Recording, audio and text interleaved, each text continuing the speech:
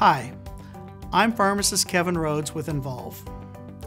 Did you know that a child experiences a medication error every 8 minutes? We all want our little ones to feel better, but you should never give them medication that wasn't prescribed specifically for them. Always give the recommended dose indicated on the drug facts label using a medicine dispenser with measured markers, and follow the instructions of how often and when to give them their prescription. Ask your healthcare provider or pediatrician about common side effects or reactions to the medication so you can be on the lookout for unusual behavior.